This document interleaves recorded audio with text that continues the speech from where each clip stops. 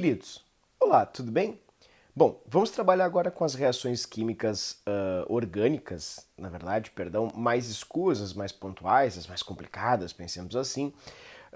E o professor, para trabalhar isso de uma maneira um pouco mais didática, organizou elas de forma separada. Então a gente vai começar o trabalho com as reações de substituição, mas não substituições tão simples quanto a gente viu antes, nos aromáticos e tal, porque como o professor falou na aula de substituição, as substituições acontecem em aromáticos e em alcanos. Entretanto, nos alcanos, estas substituições elas acontecem de um jeito um pouquinho diferente. Por quê? Ora, vamos dar uma olhadinha nisso então para a gente poder entender. Eu vou colocar aqui para que você entenda isso nesse cartãozinho que eu preparei para ti, ok? Então vamos devagarinho, assim. Substituição em alcanos. Por que ela é um pouco diferente da substituição que a gente encontra nos aromáticos? Veja, nos alcanos você tem aqui uma pequena diferença, tá? Vou colocar aqui para que você veja.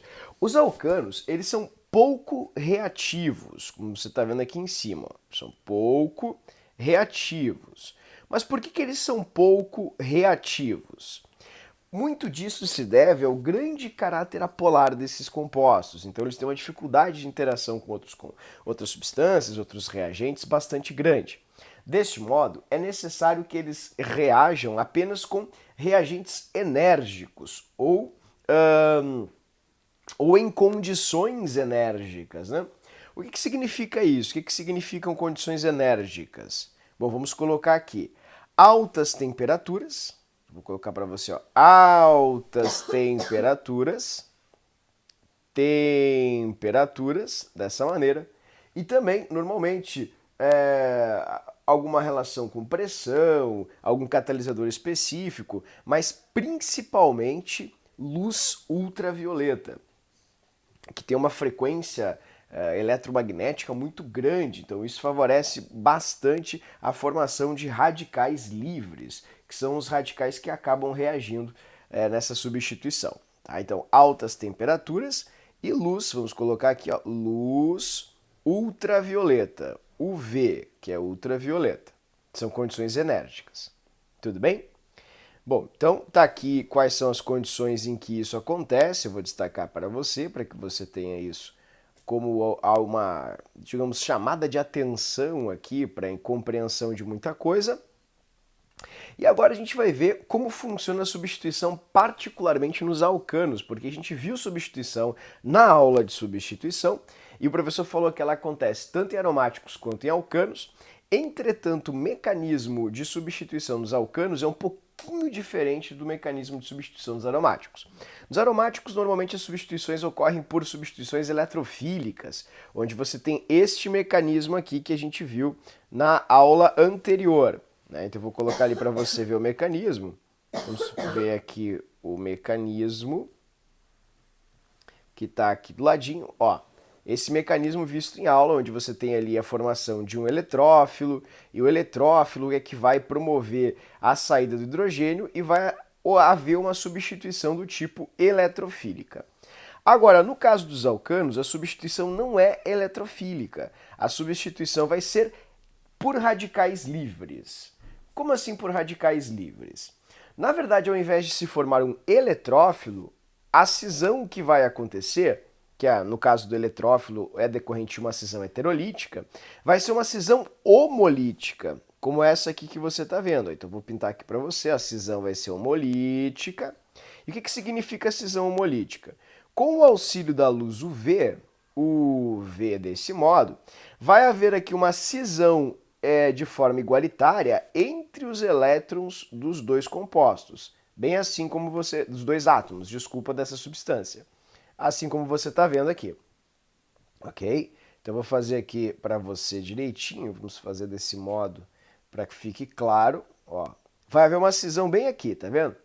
Assim.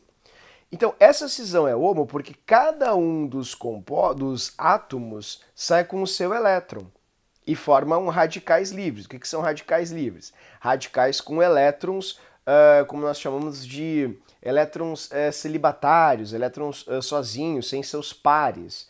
E é isso que gera justamente um radical livre, a formação desses elétrons sem pares. Então eles ficam instáveis e se ligam rapidamente à primeira espécie que vem pela frente. Então essa formação aqui de um radical livre, como por exemplo o cloro como radical livre, ele vai forçar aqui também uma cisão homolítica no alcano, fazendo com que saia o hidrogênio desse alcano. Então aqui vai estar o hidrogênio, deixa eu dar uma destacadinha nele para você ver, assim, ó, vou pintar ele, tá vendo o hidrogênio ali? Ele vai sair na forma de radical livre, como você viu aqui, se ligou com esse cloro, que é o nosso radical livre, e formou uma metila como radical livre, que é super instável. Essa metila vai se ligar com quem? Vai se ligar com outro cloro proveniente da cisão homolítica, gerando então o processo de halogenação, como você está vendo. Tá? Então o professor narrou para ti agora todo o processo da cisão homolítica, formação dos radicais livres e reiterou que nos alcanos há reação de substituição também, mas essa substituição não se dá por via eletrofílica, somente como no caso dos aromáticos. Ela se dá também por via, no caso em maior quantidade, de radicais livres, como você acabou de ver aqui. Tudo bem? Bom, além disso, existe um outro probleminha, como eu comentei contigo, é uma parte assim cheia de poréns, e esse probleminha, ela tem aqui a ver, esse problema na verdade tem a ver com os hidrogênios. Sim, como nos alcanos os carbonos eles podem ser primários, secundários e terciários, e nos aromáticos os carbonos eles vão ser sempre secundários porque estarão sempre no ciclo, e no ciclo ali no benzeno, por exemplo, hexagonal, todos os carbonos são secundários. Então os hidrogênios que estarão ligados são hidrogênios ligados a um carbono secundário. Então não há diferença em um ou em outro hidrogênio, né, quando você tem apenas o anel aromático. Tudo bem? Agora aqui há. Por exemplo, ó, esse hidrogênio é um hidrogênio que está ligado a um carbono terciário. Terciário. Vou escrever aqui em cima para você. Terciário. Esse hidrogênio aqui é um hidrogênio ligado a um carbono secundário. E esse hidrogênio é um hidrogênio ligado a um carbono primário. Quando você tem um hidrogênio ligado a um carbono terciário, esse carbono terciário tem mais núcleos ao seu redor, o que faz com que o elétron tenda mais do hidrogênio para esse carbono, porque núcleos são positivos e elétrons são negativos, deixando desse modo mais disponível esse hidrogênio. Então ele é o hidrogênio mais reativo que tem. Então vou colocar aqui a boquinha para você ver indicando a reatividade. E pela mesma lógica, o secundário e o menos reativo é o hidrogênio ligado a carbono primário.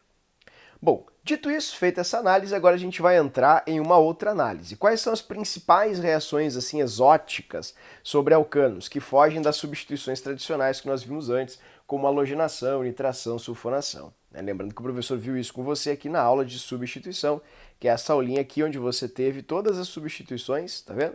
E eu falei para você que exceto a acilação e a alquilação, todas as outras acontecem com alcanos e com aromáticos. Então você pode ver aqui no cardzinho que tem tanto uma reação com aromático quanto uma reação com alcano. Tá?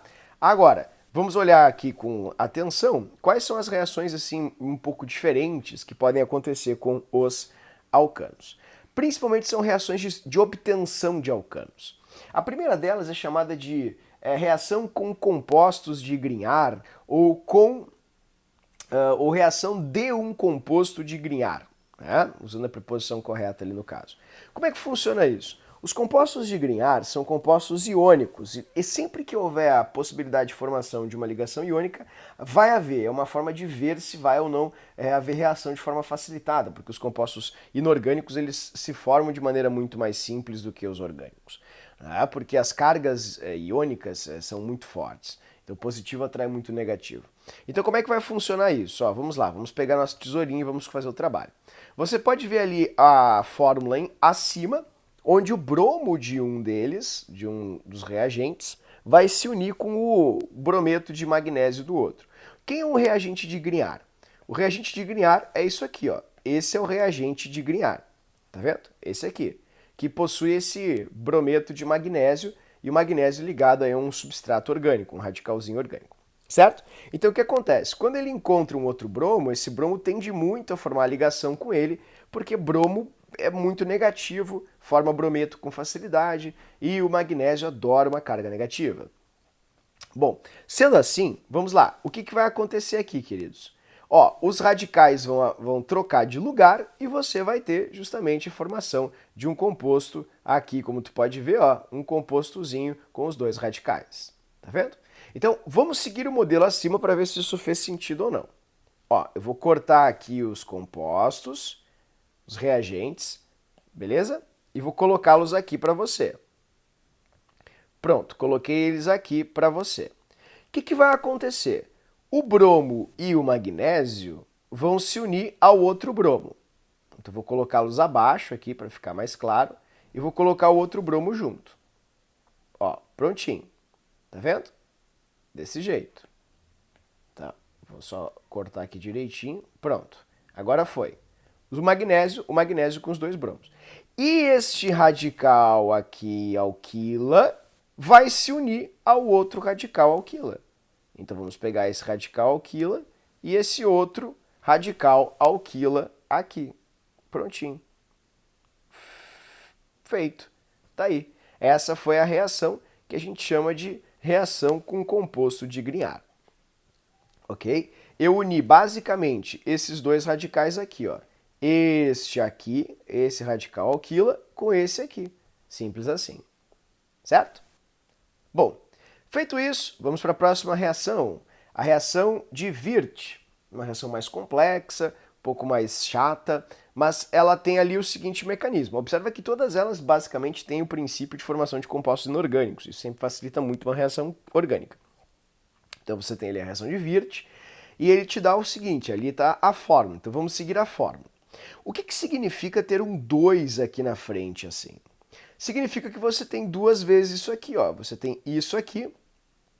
Então vamos colocar aqui embaixo, assim, e você tem ele de novo. É isso que significa ter duas vezes ele, tá? Então vou dar aqui vou voltar e eu vou escrever ele embaixo para você ver, tá? Ó, vamos colocar ele aqui embaixo. Vou copiar aqui para você, ó. Colocou uma e aí você reproduz ele de novo, duas vezes, assim. Tá vendo? É isso que significa ter, literalmente, duas vezes esse composto. Eu só vou organizar eles de uma maneira didática aqui para você enxergar melhor, tá? Vou colocar aqui de uma forma um pouquinho mais didática. Assim, beleza. Deixa eu só recortar aqui para você entender melhor isso. Fechou, vou pegar aqui a ligação. Ó, vou colocar um de frente para o outro, pode ser? Beleza, tá? Então é isso que significa ter duas vezes essa coisa aqui. Significa exatamente isso aqui, ó. Você tem duas vezes ela. Tá, e o que você tem mais? Ó, você tem dois sódios. Tá, e o que significa ter dois sódios? Ué, que você tem dois sódios. Então eu vou colocá-los aqui embaixo, ó, um sódio e outro sódio. Prontinho. O que vai acontecer nesse processo? Veja, os sódios vão acabar se unindo com o cloro, formando NaCl. NaCl e NaCl. Vou colocar um do ladinho do outro aqui para ficar mais claro. Tá vendo? Ó, NaCl, NaCl, desse modo. Lembrando que sempre que puder haver formação de um composto inorgânico, isso vai gerar uma reação orgânica. Por quê? Porque facilita o processo da reação. E os dois radicais acabam se unindo, formando um novo alcano. Tá aqui. Então, este vai ser o seu produto na síntese de Wirth. Tá certo? É uma substituição do tipo. Não é uma substituição por radical livre, que é nucleofílica também. Mesmo que os alcanos reajam, na maioria dos casos, por substituições por radicais livres, isso é específico para halogenação, nitração e sulfonação, tá? Que são as populares. Agora, outras reações, como Grignard, Wirth e agora a síntese de Kolbe, são reações que acontecem por substituição nucleofílica. Tudo bem? Mas isso não é um problema para você na prova, é apenas uma explicação de como acontece, porque o que você precisa fazer assim, em demasia é saber reproduzir como eu estou reproduzindo aqui. Tá? Agora vamos para outra reação que é a síntese de Kolbe. Está ali a síntese de Kolbe. Fechou? Essa é bem mais complexa. Então, uma reação também de obtenção de alcanos, ok? E ali você tem a estrutura dela. Vou fazer a mesma coisa que eu fiz antes, ó. Você tem duas moléculas ou normalmente é com ácidos carboxílicos, ou com uma base, né? um sal orgânico. Dá para fazer com ácidos carboxílicos também.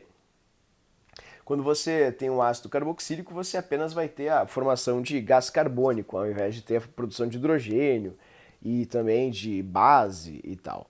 Tá? Então não é tão complicado assim. Aliás, eu vou até fazer uma mudança aqui, ó, vou colocar com os ácidos carboxílicos para facilitar um pouco a tua vida, porque o hidrogênio, o Enem fez com ácido carboxílico. Então eu vou fazer uma síntese de Kolbe aqui com ácidos carboxílicos.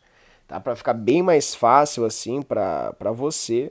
Vai ser uma eletrólise normalmente com alguma base, então a base ela vai estar no processo como um catalisador ou algo assim desse processo, né? E, enfim, vai gerar justamente isso, um compostozinho orgânico. Então eu vou fazer aqui para você, para ficar mais fácil, essa síntese de Kolbe de uma maneira mais facilitada, assim, né?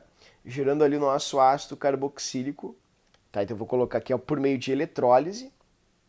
Eu vou até apagar essa água aqui para você. Tá? Normalmente pode ser em meio aquoso ou em meio de álcool também. Então eu vou mostrar aqui porque aqui eu fiz uma síntese de Kolbe bem mais complicada para ti. Então eu vou fazer uma síntese de Kolbe mais simples aqui com a eletrólise e assim por diante. Tudo bem? Então isso vai nos permitir tirar toda essa parte aqui. Deixa eu tirar isso aqui, tá? Para facilitar a nossa vida. Vamos fazer aqui com hidrogênio, que é uma síntese de Kolbe com normalmente meio de álcool, processo de eletrólise, tem que ser com uma base, então vamos colocar uma basezinha aqui, tipo KOH, NaOH, tanto faz. Isso vai gerar a produção do hidrogênio que você tinha ali em cima, né? Porque no cato do hidrogênio é obtido, em detrimento do potássio. Vou colocar o processo de eletrólise ali para ti, tá? E vamos lá, vamos fazer essa reação aqui. Deixa eu colocar mais organizadinho para não ficar tão feio. Fechou. Eletrólise. Vamos aumentar aqui, pois é, eletrólise. Eletrólise. Tá pronto? Vamos lá. Bom, como é que vai acontecer? Você vai ter observe a estrutura. Os radicais, esses radicais que você tem aqui, que são radicais de alquila, eles vão se unir. Dessa forma, você vai ter a formação ali dos radicais. Deixa eu apagar aqui esse 2 aqui no cantinho. Tá? Só para... E beleza. Quando a gente mais precisa da tecnologia, ela não funciona. Pronto, fechou. Ok? Então eu vou tirar esse 2 daqui, são seus radicais. Beleza. Pronto. Então, ó, olha o que vai acontecer. Os dois radicais de alquila eles vão se juntar e você vai ter ali o alcano formado. Síntese de Kolbe é uma reação de formação de alcanos. Certo? Então, como é que você vai ter que fazer essa reação? Ó, você tem dois ácidos carboxílicos. Então você vai pegar isso aqui e você vai reproduzir. Vou colocar ele aqui embaixo. Reproduzir, pronto. E eu vou escrever ele um de frente para o outro para você entender. Ok? Eu vou pegar ele de novo. Beleza, reproduzir, e eu vou colocar um em frente ao outro, certo? Então vou só organizar bonitinho aqui para ficar mais didático para você. Beleza, beleza, coloquei aqui, pronto, fiz a inversão. Tá bom? Ó, coloquei ali o carbono, vou só organizar ali também essas ligações do ácido carboxílico para ficar mais compreensível. Tá bom? Feito, eu coloquei um em frente ao outro. Tá ali o C e tá aqui o OH. O que vai acontecer nessa reação? Esses dois radicais aqui, esse aqui e esse aqui, eles vão literalmente interagir um com o outro. Assim, ó, você vai fazer o recorte. Eles vão se unir deste modo, assim, formando o alcano. E o que vai sobrar? Ó? Sobra C e 2 Os, que é o gás carbônico, C com 2 Os, que é o gás carbônico, dessa forma, e esses hidrogênios, que são produzidos justamente na eletrólise, o processo de eletrólise, como você pode ler ali em cima, está escrito eletrólise, vai sobrar hidrogênio. Então o carbono, para ficar ali estável, vai formar mais uma ligação aqui, desse modo, mais uma ligação aqui, fechou o CO2, e aqui você vai ter então os hidrogênios. Então essa é a síntese de Kolbe, um processo um pouquinho mais complexo que o natural, mas que vai gerar basicamente a formação de alcanos, de cadeia maior. Tá? Ó, eu estou reproduzindo exatamente o que você tem ali em cima. Tá? E aqui está o CO2 e o outro CO2 da reação de Kolbe. Certo, queridos? O L está o hidrogênio, ali, que é um subproduto desse processo. Certo? Então, os carbonos da carboxila, do ácido carboxílico, vão acabar virando gás carbônico. É isso que você tem que fazer. E aí você só faz a união do radical. Tudo bem? Então tá aí, esse foi o primeiro cartãozinho. Logo, logo vamos para o segundo.